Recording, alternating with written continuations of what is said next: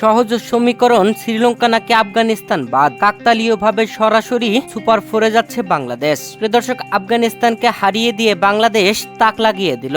এশিয়ার দ্বিতীয় শক্তিশালী দল আফগানিস্তান হেরে যাবে কেউ কল্পনাই করেনি। সবাই যেন বাংলাদেশের বিরুদ্ধেই কথা বলছিল। তবে সবার মুখ বন্ধ করে বাংলাদেশ আফগানিস্তানকে 8 রানে হারিয়ে দিয়েছে। যেখানে খেলতে নেমে টসে জিতে আগে ব্যাটিং করতে নেমে বাংলাদেশ ওপেনিং জুটিতেই দারুণ সংগ্রহ পায়। তবে বাকি ব্যাটসম্যানগুলো সেভাবে জ্বলে উঠতে পারেনি। তানজিদ তামিমের হাফ সেঞ্চুরিতেই বাংলাদেশ 155 রান টার্গেট দিতে সক্ষম হয় আফগানিস্তানকে।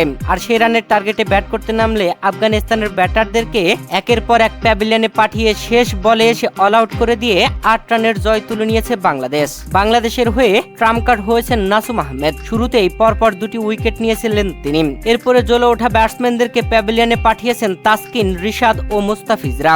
বাংলাদেশের হয়ে শামীম হোসেন পাটোয়ারি ও সাইফ হাসান উইকেট পাননি। আর বাকি প্রত্যেক বলারই 2টি করে উইকেট তুলে নিয়েছেন, যেখানে মুস্তাফিজ নিয়েছেন 3টি উইকেট। আফগানিস্তান বাংলাদেশের কাছে হেরে যেন রীতিমতো কান্নায় ভেঙে পড়ে। রাশিদ খানের চোখের দিকে যেন তাকানোই যাচ্ছিল না, কেননা এই ম্যাচ হেরে যে তারা সুপার ফোরের লড়াই থেকে অনেকটাই পিছিয়ে গেল।